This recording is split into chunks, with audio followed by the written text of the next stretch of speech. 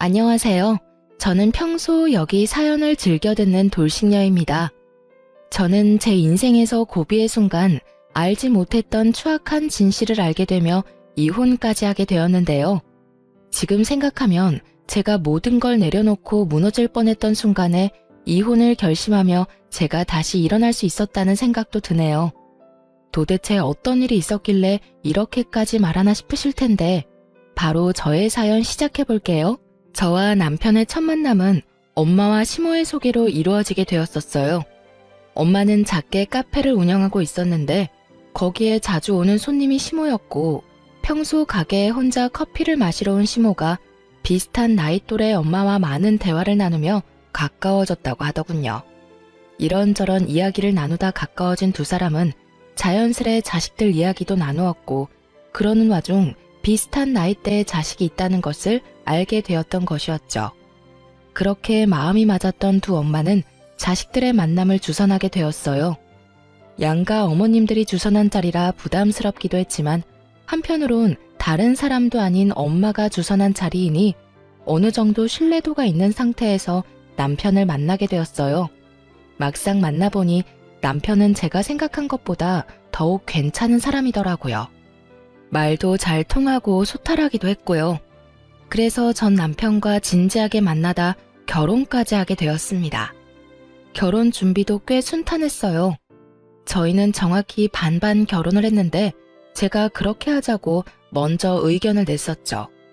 저기, 자기만 괜찮으면 우리 반반 결혼하는 거 어때? 요즘은 남자라고 꼭 다 부담하는 것 같지도 않고 반반 결혼도 많이 한대. 자기가 그렇게 말해주면 나야 고맙지. 사실 나 혼자 집 마련하는 건 무리여서 집에 손을 벌려야 하는데 그건 좀 아닌 것 같아서 어떻게 해야 하나 싶었거든. 그랬어? 그런 고민이 있었으면 진작 말했어야지. 그러면 집은 반반으로 해서 공동명의로 하고 살림은 꼭 필요한 것만 사고 살면서 더 채워 넣는 걸로 하자. 알겠어. 고마워 자기야. 이런 저희의 의견을 양갓집에서도 찬성해 주셨고 그랬기에 보다 더 순탄한 결혼을 하게 되었어요. 짧은 설명을 더 해보자면 남편은 회사원이었고 저는 회사를 운영 중이었어요.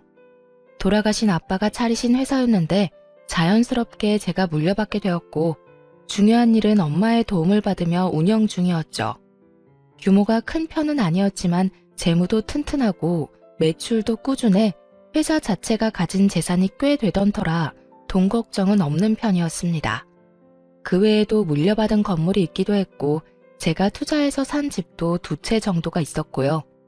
제 나이에 비해 가진 것이 조금 있는 편이라 남편과 결혼을 할 당시 재산에 대해 다 오픈해야 하나 고민이 되더라고요. 하지만 고민도 잠시 아무리 결혼을 했다고 해도 모든 걸 오픈할 필요가 없다고 생각했고 무엇보다 돈이 엮이면 아무리 좋은 사람이라도 하루아침에 다른 얼굴이 되어버리는 경우를 어릴 때부터 종종 봐왔던 터라 그저 작은 회사를 운영한다고만 알렸을 뿐 다른 이야기는 하지 않은 상태였어요. 제가 모든 것을 알려주지 않은 상태이니 당연히 시댁 사정에 대해서도 자세히 묻지 않았었고 그저 먹고 사는데 아무 문제 없다는 정도만 알고 있는 상태였습니다. 저뿐 아니라 남편 역시 시부는 돌아가시고 시모만 계셨던 터라 저는 저대로 시모에게 며느리로서의 도리를 남편은 남편대로 사위로서의 도리를 다하려고 노력하며 지냈죠. 서로가 배려하고 노력하니 당연히 큰 소리 날 일이 없었고 앞으로도 이렇게 서로 아끼고 산다면 행복한 날만 있을 거라 믿어 의심치 않는 날들이 지나가고 있었어요. 그러던 어느 날 회사에서 오래 일하던 회계팀 직원이 갑자기 그만두게 되어 전산이 꼬여 세금 계산이 잘못되는 일이 일어나고 말았어요. 그 덕에 세금이 누락되며 과징금을 지불하게 되었고 그 금액이 생각보다 커 엄마와 함께 회사에서 어떻게 해야 할지 상의를 하게 되었죠. 한참 머리를 맞대고 해결책을 논의하고 있는데 누가 노크를 하며 들어오더군요. 어머님, 여보, 오늘 늦는다고 해서 간식 좀 사왔어요. 이거 드시고 하세요. 당신도 이것 좀 먹고 해. 그 사람은 다름 아닌 남편이었고 양손 가득 엄마와 제가 좋아하는 먹을거리를 사들고 왔더라고요. 갑작스러운 남편의 등장에 당황한 엄마와 저는 급하게 서류를 치웠지만 이미 늦은 것 같더군요. 남편은 서류에 적힌 큰 금액에 대해 아무 말도 하지 않긴 했지만 눈치를 보아하니 많이 놀란 눈치였으니까요. 우와, 이게 다 뭐야? 다 나랑 엄마가 좋아하는 거네. 어떻게 이렇게 우리가 좋아하는 것만 딱딱 골라서 사왔대? 우리 남편 대단한데? 그러게, 우리 사위가 이렇게 내 취향을 잘 알고 있는지는 몰랐는걸. 고마워, 사위. 잘 먹을게. 우리 사위 덕분에 내 입이 행복하겠어. 엄마와 전 남편의 눈치를 살피며 어색한 분위기를 바꾸려고 노력했고, 남편 역시 이런 저희의 의도를 눈치챘는지 엄마와 제가 이끄는 분위기대로 따라와 주더군요. 에이, 장모님, 그렇게까지 띄워주시면 저 오늘 잠 못 잡니다. 다음엔 제가 더 맛있는 걸로 대접할 테니까 시간만 좀 내주세요. 우리 장모님 너무 바쁘셔서 식사 대접 한 번 하는 게 힘드네요. 알겠어. 이번에 급한 일만 처리하고 나면 데이트 한번 해. 네, 장모님. 그러면 저는 먼저 가볼게요. 여보, 빨리 마무리하고 와. 나 집에서 기다릴게. 남편은 먼저 집으로 돌아갔고 저흰 하던 이야기를 마무리 지었어요. 그렇게 일을 마무리하고 집으로 돌아가니 남편이 저에게 할 말이 있다며 저를 빤히 바라보더군요. 저는 무슨 말인가 싶어 남편의 눈을 마주하며 앉아 있었고 한참을 망설이던 남편이 이렇게 말했어요. 여보, 사실 아까 나 다 봤어. 아, 그래? 다 봤구나. 별거 아니야. 걱정할 필요 없는 일이니까 당신은 걱정하지 않아도 돼. 이번에 오래 있던 직원분이 그만두면서 일이 좀 꼬여서 가진금을 좀 내게 됐는데 오늘 잘 해결했으니까 걱정하지 마. 전 혹시나 남편이 걱정할까 싶어 최대한 빨리 상황에 대해서 설명하며 안심시켜주려 노력했어요. 그래? 그렇다면 다행이네. 그런데 도대체 당신 회사 규모가 어느 정도길래 세금을 그만큼이나 내는 거야? 아까 당신이랑 장모님이랑 숨기고 싶어 하는 것 같아서 티는 못 냈는데 내심 깜짝 놀랐어. 금액이 너무 커서 말이야. 아, 이번만 그래, 이번만. 앞으로 더 열심히 해야지. 우리 마누라 능력 좋은 건 알았지만 생각보다 더 굉장한 사람이었네. 내가 더 잘해야겠어. 우리 마누라 밖에 나가서 헐헐 날아다닐 수 있게. 참나, 말 예쁘게 하는 것 좀 봐. 내가 당신 때문에 웃고 살아. 나라고 뭐 다른 줄 알아? 나도 당신 때문에 웃고 살아. 저 때문에 웃고 산다는 그 말. 지금 생각해보니 틀린 말도 아니네요. 남편 놈은 제가 생각지도 못한 계획을 세우며 뒤에서 추악한 웃음을 짓고 있었을 테니까요. 하여튼 남편은 이날도 제 회사, 제 재산에 대해 자세히 묻지도 따지지도 않았고 내심 전 이렇게 넘어가게 되어 다행이다 싶었어요. 혹시나 남편이 세세하게 묻기 시작한다면 어떻게 해야 하나 고민이 많기도 했거든요. 어찌되었든 곤란한 상황을 잘 넘긴 이후 남편은 제가 회사 일로 신경 쓸 일이 많다고 생각했는지 저를 대신해 친정엄마를 더 많이 챙겨주기 시작하더군요. 제가 늦는 날엔 엄마와 함께 밥을 먹고 오기도 했고 병원을 모시고 다니기도 하고요. 그런 남편의 모습을 보며 저와 엄마는 더욱 남편에게 마음을 더욱 열고 있는 중이었죠. 그렇게 몇 달이 지나 회사는 다시 안정권에 들어 운영되고 있었고 마침 시모의 생일이라 시모가 가고 싶다던 식당에서 식사를 대접하고 있었어요. 어머님, 생신 축하드려요. 이건 용돈이에요. 약소하지만 가지고 계시다가 필요하실 때 쓰세요. 어머나, 이렇게나 많이는 필요 없는데. 일단 주는 거니까 고맙게 받으마. 다음 생일부턴 이런 거 필요 없으니까 그냥 빈손으로 오렴. 난 이렇게 너희랑 같이 밥만 먹어도 너무 좋아. 에이, 그래도 그건 아니죠. 저랑 이 사람이랑 부지런히 벌어서 내년엔 더 많이 드릴 테니 어머님은 건강하시기만 해주세요. 그래, 알겠어, 우리 며느리. 말도 어쩌면 이렇게 예쁘게 하는지. 요즘 내가 우리 며느리 생각하면 밥을 안 먹어도 배가 다 부르다니까. 주고받는 덕담의 식사 자리 내내 웃음이 끊기지 않았어요. 그렇게 좋은 분위기 속에서 밥을 먹고 있는데 엄마에게서 전화가 오더군요. 시모의 생일이라 시모와 시간을 보내고 있다는 것을 엄마도 알고 있을 텐데 그럼에도 불구하고 전화가 오니 심장이 덜컹하며 불안해지더라고요. 그래서 전 시모에게 양해를 구하고 전화를 받았고 수화기 너머에서 들려오는 것은 익숙한 엄마의 목소리가 아닌 낯선 남자의 다급한 목소리였어요. 이 휴대전화 주인 따님분 맞으신가요? 네, 맞는데 누구시죠? 지금 어머님께서 사고가 크게 나 병원으로 이송 중이세요. 지금 의식이 너무 약해서 빨리 병원으로 와주셔야 할 것 같아요. 저희가 지금 땡땡 병원으로 이송 중이니 그리로 오시면 될 것 같습니다. 전화를 받자마자 저와 남편 그리고 시모까지 병원으로 급하게 갔지만 이미 엄마는 세상을 떠난 뒤였습니다. 처음엔 눈물도 나지 않더군요. 그 모든 상황이 꿈만 같았어요. 이런 저를 대신하듯 남편이 대성통곡을 하며 울기 시작했고 시모는 자리에 주저앉아 눈물만 뚝뚝 흘려대더군요. 그때야 이 모든 것이 현실임을 깨달았던 것 같아요. 그때야 제 눈에서 눈물이 흘러나왔으니까요. 그렇게 한참을 차갑게 식어버린 엄마의 손을 붙잡고 펑펑 울었던 것 같아요. 제 세상은 순식간에 무너져버렸지만 무너진 세상에서도 해결해야 할 일들은 산더미처럼 많더군요. 엄마의 사고 처리부터 시작해서 장례식장까지 무언가를 해야 할 건 많은데 몸은 움직이지 않았고 이때 남편과 시모가 참 많이 도움이 되었어요. 정신이 반쯤 나가버린 저를 대신해 사고를 낸 상대방과 사건 처리도 해주었고 장례식장도 알아서 다 처리해주고요. 이럴 때 남편이 있어 참 다행이다라는 생각이 들었고 진심으로 고맙더라고요. 여보, 고마워. 고생 많았지? 고생은 무슨. 마리아 장모님이라 불렀지. 나한텐 그냥 우리 엄마나 진배 없었어. 당신은 좀 괜찮아? 아니다. 괜찮을 리가 없는데 내가 물으나 마나 한 걸 물었네. 당신 많이 힘든 거 아는데 당신 곁에 내가 있다는 사실만 잊지 말아줬으면 좋겠어. 당신 보면 가족 다 잃은 사람처럼 넋놓고 앉아있는데 당신한텐 나도 있잖아.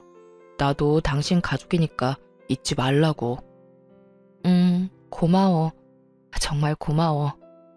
남편은 저를 위로하기 위해 최선을 다했지만 그런 남편의 위로도 그때뿐이더군요. 알겠다 하고 돌아서면 다시금 무너져 내리는 마음에 저는 쉽사리 충격에서 벗어나지 못하고 있었죠. 회사 일은커녕 일상생활도 제대로 되지 않을 만큼 혼자 생각에 잠기는 시간이 길어졌습니다.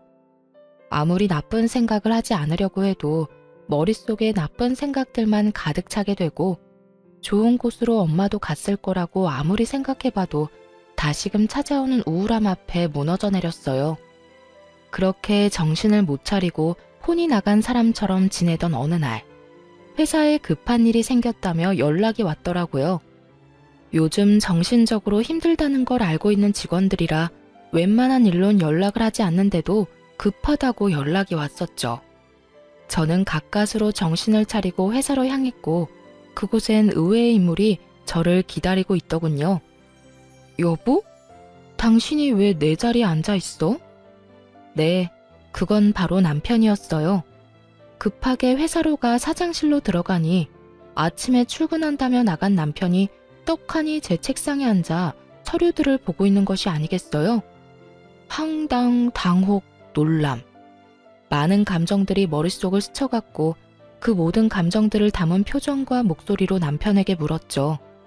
그런 저의 갑작스러운 등장과 물음에 남편은 많이 당황한 듯 이렇게 답하더군요.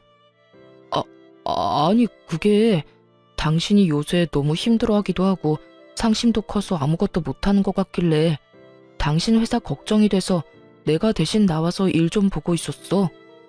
이게 다 무슨 소리인가 싶더군요. 회사 일이 다 같은 것도 아니고 본인이 대신 처리할 수 있는 일이 뭐가 있다고 떡하니 제 자리를 차지하고 앉아있는 것인지 도무지 이해가 되지 않았어요. 아니, 본인이 처리할 수 있는 일이 있다고 한들 나랑 상의도 없이 무례하게 회사 일을 보고 있다니 저는 조금 날이 선 목소리로 남편에게 말했어요. 당신 우리 회사에 대해서 아는 건 있어? 어떤 제품이 주력인지, 이번 분기 땐 어떤 제품을 생산 라인에 올릴 것인지, 각 거래처별로 어떤 방법으로 접근해야 좀 더 효과적으로 거래가 성사되는지 단 하나라도 아는 게 있냔 말이야. 회사 운영에 있어서 가장 간단한 것도 모르는 사람이 뭘 하겠다고 여기에서 이러고 있어? 당신이 이러고 있으면 직원들이 불편할 거란 생각은 안 해봤어? 넌 그저 혹시나 도움될 만한 게 있을까 해서 그랬지. 당신도 나올 상황이 못 되고 하니까 사장 남편이 내가 자리라도 지키고 있으면 뭐가 도움이 돼도 되겠다 싶어서 말이야. 여보 생각은 잘 알겠어. 고맙기도 하고. 그런데 앞으로 이러지 마. 여기 계시는 직원분들, 내가 없다고 해서 일 막 하시는 분들도 아니고 내가 없으면 더 열심히 힘내서 하는 분들이니까. 미안해. 내가 생각이 짧았어. 됐으니까 일단 가줄래? 집에 가서 다시 이야기하자.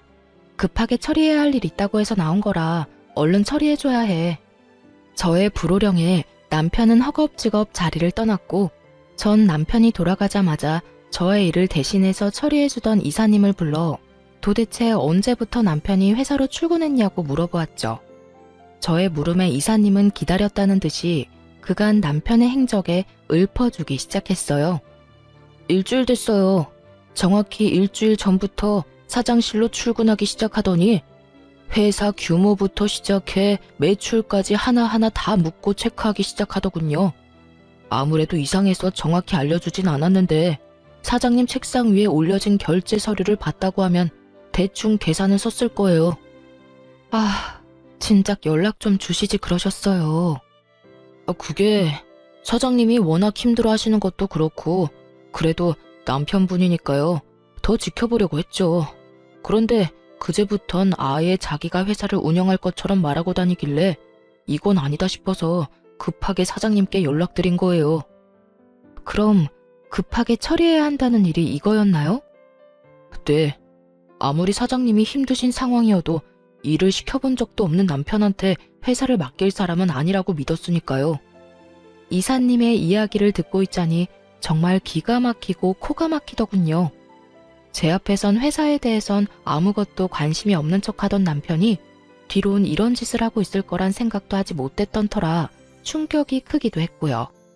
동시에 정신이 번쩍하고 들기도 했어요. 제가 알던 남편의 모습이 다가 아닐 수도 있다는 생각이 들어서였죠. 그렇게 머리를 싸매고 생각에 잠겨 있는데 어디선가 벨소리가 들려오더군요. 평소 저와 이사님은 벨소리가 아닌 진동을 해두고 있던 터라 우리 두 사람의 것은 아니었고 소리를 따라가 보니 남편의 휴대전화가 제 책상 위에 올려져 있더라고요. 남편은 갑작스러운 저의 등장에 당황해 급히 나가느라 휴대전화까지 두고 간 것이었고 전화를 건 사람은 다름 아닌 시모더군요. 평소라면 그 전화를 받았겠지만 머리가 복잡해 전화기를 지켜보기만 했죠. 이내 벨소리가 멈추는가 싶더니 문자를 아주 많이도 보내더군요.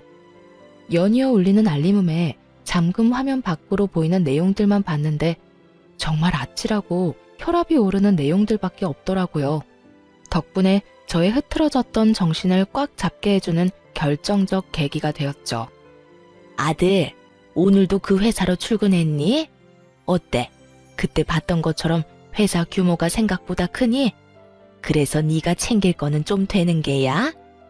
내가 생각을 많이 해봤는데 이혼하는 것보단 그냥 같이 사는 건 어때? 아무래도 재산 분배하는 것보단 네가 계속 같이 살면서 그 재산 다 네 거 만드는 게 더 좋을 것 같아서 말이야. 죽은 장모 재산도 꽤 많다며. 잘 생각해 아들. 같이 살섞고 살다 보면 정도 들고 그러는 거야. 그깟 사랑이 뭐라고 그 많은 재산 놓치려고 하니? 지금 한번 눈 딱 감으면 너 한평생 돈 걱정 없이 사는 거라고. 이게 무슨 상황인지 이해하는데 많은 시간이 걸리진 않았어요. 너무 뻔한 스토리였으니까요. 제가 정신을 차리지 못하는 사이 남편은 제 회사로 출퇴근을 하며 회사에 대해 알아봤을 테고 책상 위에 쌓인 서류들을 보아하니 돌아가신 엄마의 유산 목록도 있더군요. 값이 좀 되는 건물에 형광 펜칠에 별표까지 쳐댄 걸 보아하니 그 건물은 꼭 가지고 싶은 남편의 속마음도 알 수가 있었죠. 혹시나 하는 마음에 남편과 시모에 대해 확인할 수 있는 건 모두 확인했어요. 잠자는 사이 남편의 지문으로 휴대폰을 열어 문자 내역을 열어봤죠. 남편 놈이 멍청한 것인지 생각이 없는 것인지 그간 시모와 나눴던 대화들은 하나도 지우지 않았더군요. 처음부터 읽어보니 정말 가관도 그런 가관이 없더라고요. 시모는 처음 엄마에게 접근한 것부터가 계획적이었어요. 엄마가 운영하던 커피숍 주변 상가 사람들에게서 사실 엄마가 운영하는 큰 회사가 따로 있을 뿐더러 남편이 남긴 재산이 많다는 말을 전해들은 시모는 계획적으로 엄마에게 접근했던 것이었죠. 1년에 걸쳐 작정하고 접근한 시모의 속내를 엄마가 알 리 없었고 시모의 계획대로 제 이야기까지 하게 된 것이었어요. 그렇게 가면을 쓰고 엄마에게 접근한 시모는 결국 저와 남편을 결혼까지 시켜버린 것이었고요. 문자 내용으로 보니 처음엔 그냥 한몫 챙겨 이혼시킬 생각이었더군요. 하지만 엄마가 갑작스럽게 돌아가시며 시모는 저의 모든 재산이 탐나기 시작한 거죠. 급하게 아들을 설득해 그냥 평생 제 등골을 빼먹고 살려고 한 거예요. 아빠가 살아계실 때 돈 때문에 인간관계 망치게 된 이야기를 수도 없이 들어 익히 알고는 있었지만 막상 제가 겪게 되니 그 충격은 정말 말도 다 하지 못할 정도더군요. 심지어 엄마가 돌아가신 지 얼마 되지 않은 상황에서 일이 되니 충격이 배가 되어 돌아왔어요. 거기에다 남편에겐 상간녀까지 있더군요. 물론 시모까지 상간녀의 존재를 알고 있었고요. 자기야, 자기 이혼할 거야? 어머님 오늘 만났는데 저번엔 당장 자기 이혼시킬 것처럼 구시더니 오늘은 조금 더 기다리란 말만 하더라고. 자기 이혼할 거지? 이혼하고 나한테 올 거지? 당연하지. 그런데 엄마 말처럼 자기가 좀 더 기다려줘야 할 것 같아. 왜? 얼마나 더 기다리란 말이야.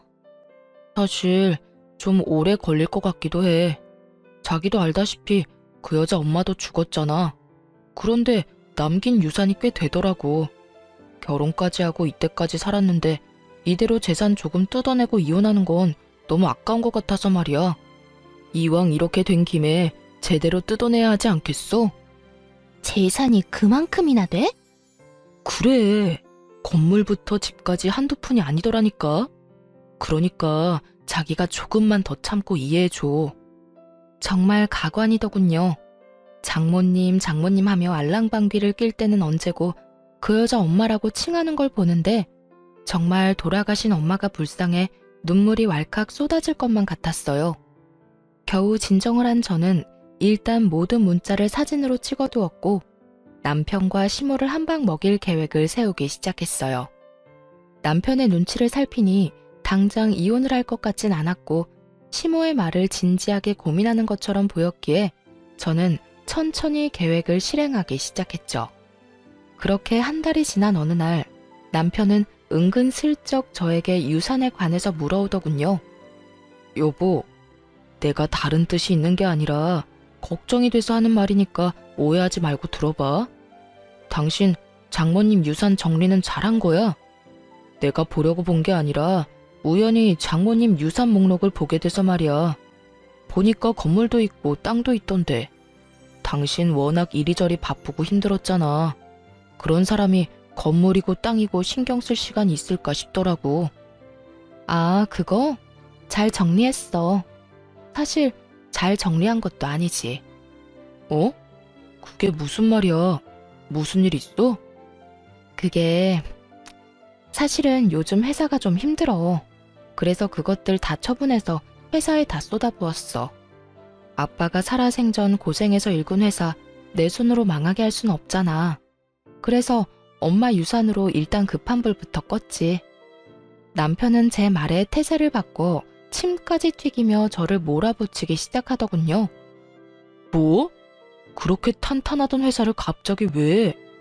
아무것도 모르는 내가 봐도 앞으로 걱정 없는 회사 구조였는데 그런 회사가 왜 갑자기 힘들어져? 그게 당신도 알다시피 내가 요즘 정신줄을 놓고 살았잖아. 급하게 처리해야 하는 일도 처리 못하고 그러다 보니 그렇게 됐지 뭐. 그런데 당신 우리 회사에 관심이 많았나 봐? 언제 그런 것까지 다 살펴봤대? 그거야. 당신 말대로 장인 어른이 일군 회사니까 나도 당연히 신경이 쓰여서 그랬지. 그래서 회사는 괜찮은 거야? 이제 아무 문제 없는 거야? 그게 아무래도 힘들 것 같긴 해. 일단 급한 불만 껐다는 거지 완전히 안정됐다는 말은 아니야. 아무래도 내 생각엔 힘들 것 같긴 해. 마지막 발악하는 거지 뭐.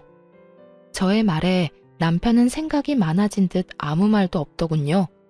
그랬겠죠. 어떻게 해서든 더 뜯어내려고 그렇게 머리를 굴려대던 놈인데 갑자기 회사가 망하게 생겼다니 볼머리 아프지 않겠어요?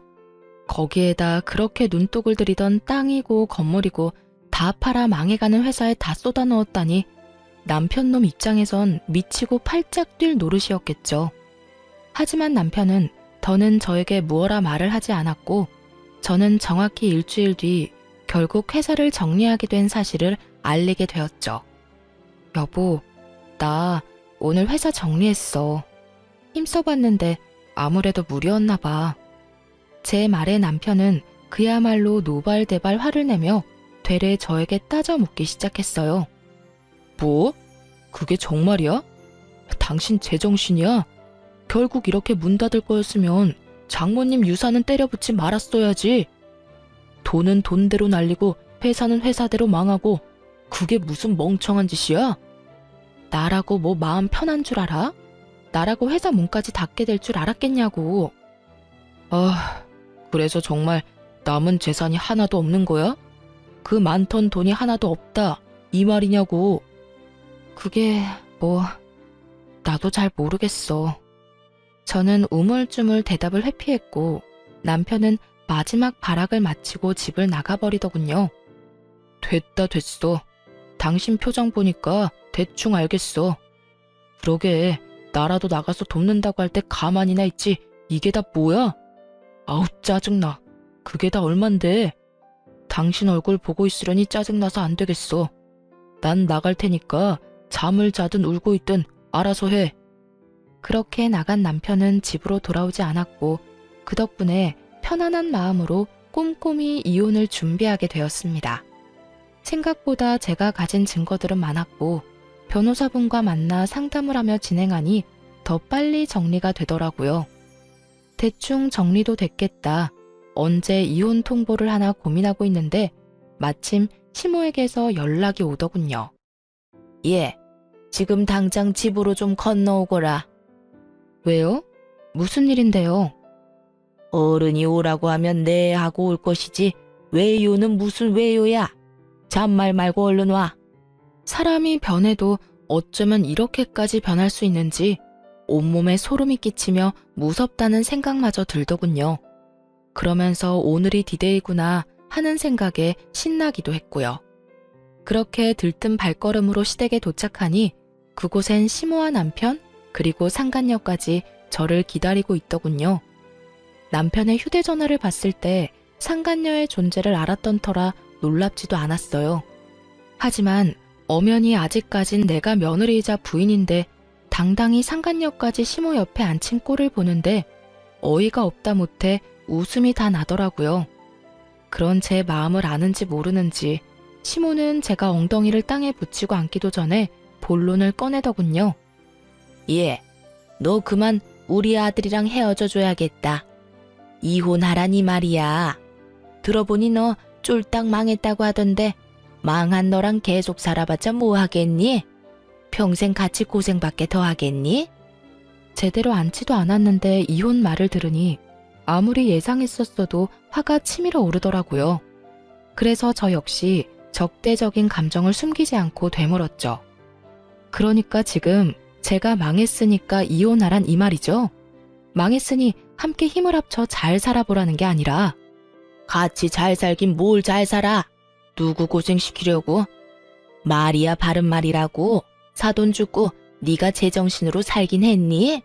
매일 집구석에서 처박혀서 울기나 울고 남편 밥이나 제대로 챙겨줘 봤니? 남편한테 따뜻한 말 한마디라도 해봤니? 내가 너 마음에 안 드는 게 한둘이 아니었다.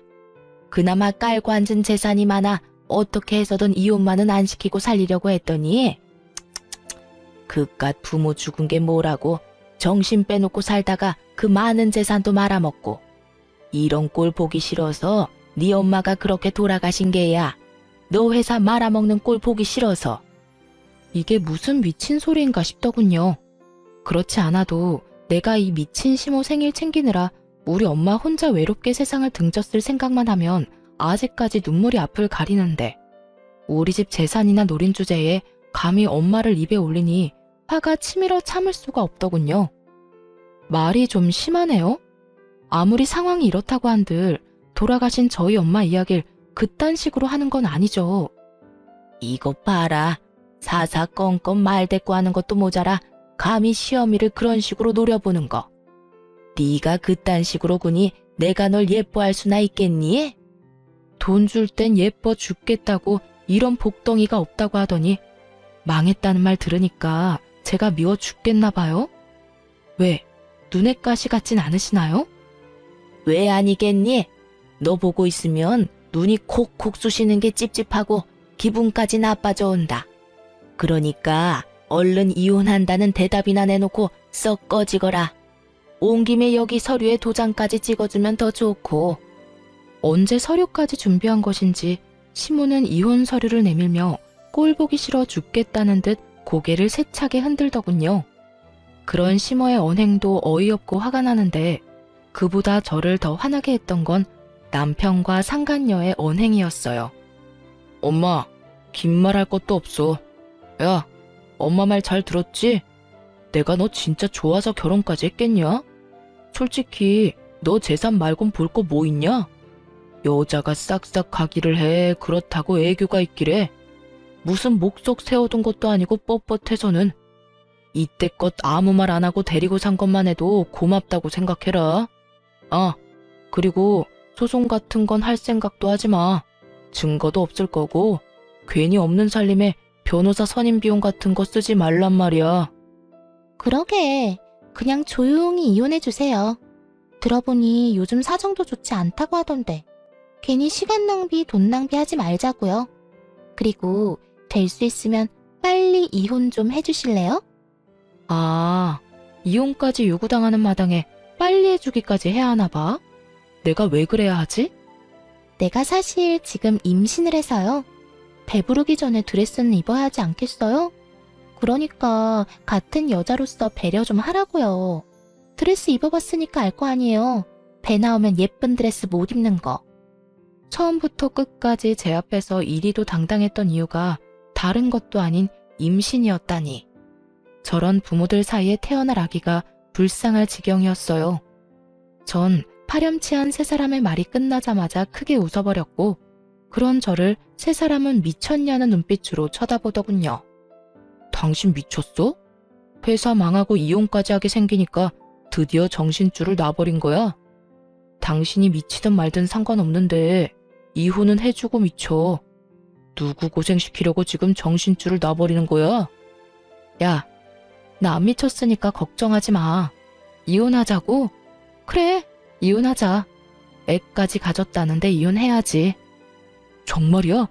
정말 나랑 이혼해 줄 거야? 그런데 소송은 할 거야. 증거가 없다고 생각하는 것 같은데 뱃속의 아기가 증거가 되고도 남을 텐데 왜 그 생각은 못하는 건지 모르겠네. 멍청한 건지 생각이 없는 건지. 그리고 나 이 집에 들어오는 순간부터 지금까지 모든 대화 다 녹음 중이야. 그러니까 소송 제대로 준비하는 게 좋을 거야. 참고로 나 변호사 선임할 비용 차고 넘치니까 내 주머니 걱정은 하지 말고 당신 걱정이나 해. 아주 제대로 뜯어내 줄 테니까. 저는 시댁에 들어서기 전 휴대전화를 이용해 녹음을 하고 있는 중이었고 아무런 증거도 남기지 않았다고 믿어 의심치 않던 남편은 제 말을 듣고 눈알을 부라리며 이렇게 말하더군요. 녹음? 그딴 게 증거나 될 줄 알아? 그리고 어디서 허세야? 내가 당신 회사 가봤거든. 아예 문 다 닫았던데 무슨 돈이 있다고 그래? 야, 회사까지 찾아가 볼 정성이면 좀 제대로나 알아보지 그랬어. 네 말대로 우리 회사가 얼마나 탄탄한 회사인데 대표가 고작 몇 주 자리 비웠다고 망하겠어? 그렇게 망하는 회사가 어디 회사냐? 구멍가게도 그렇게는 안 망해. 그럼 당신 안 망한 거야? 나는 회사 문 닫았다고 했을 뿐이지 망했다고 한 적은 없어. 회사 건물도 오래되고 해서 회사 문 닫고 더 좋은 부지 사서 옮겼어, 그냥. 당신이랑 이혼하는 기념으로 더 좋은 곳에서 새 출발하려고. 네, 맞아요. 일부러 망한 것처럼 뉘앙스만 풍겼을 뿐이었어요. 모든 사실을 알고 난 후 숨쉬듯 당연히 이혼해야 한다고 생각했지만 그저 이혼만 하고 물러서기엔 제 화도 풀리지 않을 뿐더러 제대로 된 복수가 되지 않을 것 같더라고요. 그래서 제 나름대로 계획을 세우게 된 것이었죠. 일단 전 낡고 오래된 회사를 더 좋은 곳으로 옮겨버렸고 그 후 힘든 척을 하며 회사가 망했다는 뉘앙스를 풍겼더니 남편 스스로 무덤을 파게 된 거죠. 혹시나 남편이 회사를 찾아갈 수도 있다는 생각이 들어 회사를 옮긴 것이었는데 제 예상에서 한치도 벗어나지 않은 남편이 문 닫은 회사까지 찾아갔었다고 하니 계획은 성공적이었어요. 회사를 찾아간 남편이 문이 닫힌 광경을 보고 정말 제 회사가 망했다고 믿어버렸으니까요. 그리하여 지금처럼 모든 계획이 밝혀졌을 때 더 큰 상실감을 느낄 것이라 확신했는데 제 확신은 현실이 되었습니다. 스스로 관뚜껑을 열고 누워있는 사람처럼 핏기 하나 없는 얼굴을 한 심오한 남편을 보니 통쾌함과 짜릿함이 온몸을 감싸더군요. 두 사람은 말이 없었고 상간녀 역시 상황 파악이 된 듯 아까 그 당당한 기색은 온데간데 없이 사라지고 눈치만 살피기 시작하더군요. 할 말이 있으면 해보라는 눈빛을 보냈고 상간녀는 기다렸다는 듯 이렇게 말하더군요. 사실은 저 남자하고 아무 관계도 아니에요. 그냥 오늘 하루 와서 만나는 척하면서 임신했다는 거짓말만 좀 해달라고 부탁해서 온 거라고요. 아, 그러니까 다 거짓말이라고? 임신한 것도 다? 네, 정말 저는 아무 관계도 아니고 다 거짓말이었어요. 그러니까 저한테 소송 같은 건 안 하시면 안 될까요? 상간녀는 제발 소송만은 하지 말아달라며 무릎 꿇고 울고불고 빌기 시작하더군요. 제가 남편의 휴대전화에서 본 것이 다 있는데 입에 침도 바르지 않고 거짓말을 하는 꼴을 보아하니 상간녀 역시 인간 되긴 글렀다는 생각이 들더라고요. 야, 내가 널 몰랐을 것 같아? 너네 둘 만나는 사이라는 거 진작에 다 알고 있었어. 네? 그러면 다 알고 있었던 거예요? 어떻게, 혹시 사람 붙였어요? 어떻게 알았는지까진 알 필요 없고 여기서 중요한 건 이거야. 내가 다 알고 있다. 그러니까 난 상간녀 소송을 무조건 할 거다. 그러니 넌 소송할 준비와 함께 위자료를 준비하면 된다. 알겠니? 너도 들었으니까 알지? 나 돈 많은 거. 참고로 변호사 선임도 끝났고 준비도 다 된 상태라 너네 생각보다 빨리 소송 진행될 거야. 그러니까 여기서 이러고 있을 시간에 변호사 알아보고 돈이나 준비해놔. 제 말에 상간녀는 모든 걸 포기한 듯 고개를 숙이고 울기 시작했고 남편은 제 손을 부여잡더니 애원하기 시작하더군요. 여보, 내가 다 잘못했어. 내가 잠시 미쳤었나 봐. 난 정말 당신이 망한 줄 알고, 아니, 당신이 망했으면 내가 당신 옆에서 더욱 힘이 돼줬어야 했는데 한순간에 잘못된 판단이 상황을 이렇게 만들었어. 나 지금 진짜 반성 많이 하고 있거든? 그러니까 한 번만 나 용서해주면 안 될까? 용서? 너 지금 용서라는 말이 나오니? 네 말대로 나 망한 줄 알고 이혼부터 하자는 남자를 내가 용서할 것 같아? 그리고 만에 하나 내가 용서하면 저 여자 뱃속에 있는 네 애는 어떻게 할 건데? 왜? 저 애까지 데리고 와서 나한테 키우라고 하게? 아니야, 그럴 리가 있겠어. 당신이 나 용서하고 다시 받아주기만 하면 나머진 내가 다 알아서 처리할게. 정말이야. 당신 신경 쓸 일 없게 깨끗하게 정리할 수 있어. 어쩌면 인간이 이럴 수가 있는지, 이런 인간인 줄 모르고 이때껏 함께 살았던 제가 참 불쌍하더군요. 전 제 손을 부여잡은 남편의 손을 뿌리치며 말했죠. 너 진짜 인간 쓰레기구나. 아무리 상황이 급해도 그렇지 어떻게 네 새끼를 그리도 쉽게 버리니? 야, 길가에 다닌 개들도 자기 새끼 소중한 줄은 알아. 이 말이 무슨 말인 줄이나 알아? 넌 개만도 못한 새끼라는 거란다. 여보, 난 그런 뜻이 아니라 당신한테 용서받고 싶어서. 용서 같은 소리 한다. 네가 저지른 짓이 있는데 이제 와서 용서를 빈다고 용서가 되겠니? 너도 나한테 이럴 시간에 변호사나 알아봐. 절대 쉽고 깔끔하게 끝나진 않을 테니까 각오 단단히 하고. 아, 네 엄마한테도 위자료 청구 들어갈 테니까 그런 줄 알고. 아가, 꼭 이렇게까지 해야 하겠니? 그러지 말고 이혼은 하되 소송만큼은 다시 생각해 주려무나. 네가 그렇게까지 한다고 해서 너한테 남는 게 뭐가 있다고 이리도 모질게 구는 게야. 응? 먼저 모질게 군 사람이 누군데 누구더러 모질게 한다고 하는 건지 모르겠네요. 그건 네가 망한 줄 알고 그랬었어. 네가 망하지 않았던 걸 알았다면 그런 일도 없었을 거야. 망하면 가족 버리는 게 당연한가요? 망하면 당연히 이혼해야 하는 거냐고요. 그리고 지금 망하고 안 망하고가 중요한 게 아니라 처음부터 어머님이 계획적으로 우리 집에 접근했다는 게 중요한 거예요. 그렇게 접근했으면 들키지나 말고 잘 살게 두기라도 하지. 뭐? 망했으니까 이혼하라고요? 참나, 이혼하고 싶은 사람이 누군데. 감히 누구 앞에서 이혼하라 마라 하는 건지. 어머님이 우리 집에 한 모든 일들 변호사 선임해서 소송 시작하면 사기죄로 충분히 엮을 수 있는 거 아시죠? 그러니까 불쌍한 척 좀 그만하세요. 구역질 나니까. 저는 단호했고 시모는 곡소리를 내며 울기 시작하더군요. 그놈도 소리 없이 눈물만 흘리고 있었고요. 그렇게 망연자실한 세 사람을 뒤로한 채 새로 마련한 저의 집으로 돌아왔습니다. 얼마나 큰 소리로 울어대는지 집으로 돌아오는 내내 시모의 곡소리가 귀에서 떠나지 않더군요. 그 후 전 통쾌한 마음으로 이혼을 진행하게 되었고 시모와 남편, 상간녀에게 각각 위자료를 받고 성공적인 이혼을 하게 되었습니다. 이혼을 진행하면서 알게 된 사실인데 그 인간들 한심한 인간들인 건 알았지만 정말 한 치 앞도 못 보는 한심한 인간들이더군요. 그나마 가진 돈이 조금이라도 있는 줄 알았던 전 시댁은 제 생각보다 더 가진 것이 없었고 그마저도 저의 재산을 뜯어갈 행복한 꿈에 젖어 어지간히 펑펑 쓰고 다닌 모양이더라고요. 재산 목록을 살펴보는데 가진 건 아무것도 없는 알거지에다가 담보대출은 또 얼마나 들어있던지, 위자료를 마련하려면 얼마 되지도 않는 집을 파는 것은 물론 빚까지 내야만 하는 지경이었어요. 거기에다 상간녀는 어떻고요?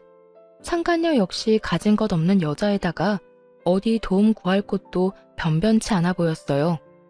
가진 것 없이 빚만 가득한 세 사람의 조합이라 그 앞날이 제 눈에만 뻔한 건 아니겠죠? 아, 얼마나 힘들었으면 전 남편이 저에게 이런 부탁까지 해오더군요. 여보, 당신 돈 많잖아. 그래서 하는 말인데 위자료 그냥 안 받으면 안 될까? 내가 왜 네 부탁을 들어줘야 하는데? 돈이 많아서? 이거 왜 이래? 돈이 많든 적든 돈 좋아하는 건 다 똑같아. 나 진짜 힘들어서 그래. 엄마도 가진 돈도 없고 그 여자도 마찬가지고. 사실상 내가 세 사람 위자료를 다 감당해야 하는데 당신도 잘 알잖아. 나 그 정도 능력은 안 되는 거. 그러니까 많이 가진 당신이 못 가진 사람 배려한다고 생각하고 부탁 좀 들어줘. 응? 배려 같은 소리 한다. 배려도 받을 자격이 있는 사람에게나 주어지는 거야. 알겠니? 어디 내 앞에서 양심도 없이 배려 타령이야, 배려 타령이. 헛소리 하지 말고 위자료나 내놔. 한 푼도 빼지 말고 다 내놔야 할 거야. 지금 생각해도 참 황당한데 정말 저런 부탁을 해오더라고요. 양심은 도대체 어디에 팔아먹은 건지 그 얼굴 철판 참 두껍다고 생각했네요. 그러게 그냥 아무것도 욕심내지 않고 잘 살기만 했더라도 제가 누리는 모든 것을 함께 누리고 살며 최소한 돈 걱정은 하지 않고 살았을 텐데. 그놈의 욕심과 못된 심보가 자기 팔자 잘 꼬아준 거 아니겠어요? 그 덕에 전 재활용도 안 되는 인간 쓰레기를 잘 버릴 수 있었지만요. 저는 이혼을 마치고 정신 똑바로 차리고 다시 회사에 복귀했어요. 여전히 부모님을 생각하며 막연히 눈물을 흘리곤 하지만 예전처럼 감당하지 못할 정도의 슬픔 때문에 일상생활이 불가능할 정도는 아니에요. 거기에다 저 연애를 하고 있어요. 제 연애 상대는 다름 아닌 사연 중간에 등장했던 저희 회사 이사님이신데요. 회사를 진심으로 아껴주던 이사님과 요즘 진지하게 만나는 중이에요. 10년을 알고 지낸 이사님은 제가 유일하게 믿는 사람으로서 저에게 많은 도움을 주기도 하고 많은 마음을 쏟아주며 제가 큰일을 겪고도 오롯이 우뚝 설 수 있도록 많은 사랑을 주신 분이에요. 아직 결혼 생각까지 하고 있는 건 아니지만 이사님이라면 다시 한번 용기를 내보는 것도 괜찮지 않을까 하는 생각도 들곤 해요. 혹시나 걱정하시는 분들이 많으실 것 같아 이사님에 대해 조금 더 설명해 드리자면 과거엔 이사님이셨지 현재는 다른 사업체를 운영하는 사장님이랍니다. 매출은 우리 회사보다 조금 더 나은 것으로 알고 있고요. 적어도 전 남편처럼 돈 때문에 저에게 접근한 건 아니니 걱정하지 말라는 뜻에서 몇 자 더 보태봤네요. 하여튼 전 지금까지 그래왔듯이 부모님이 잘 키워서 물려주신 회사를 위해 노력할 것이고 무엇보다 제 행복을 위해 끊임없이 노력하며 살아가 보려고요. 제가 행복해야 하늘에 계신 부모님도 행복하실 거라 믿어 의심치 않으니까요. 다들 이런 저 응원해 주실 거죠? 이로써 저의 긴 사연도 끝이 났네요. 저의 길고도 길었던 사연 함께 해주셔서 감사합니다. 모두 행복하세요.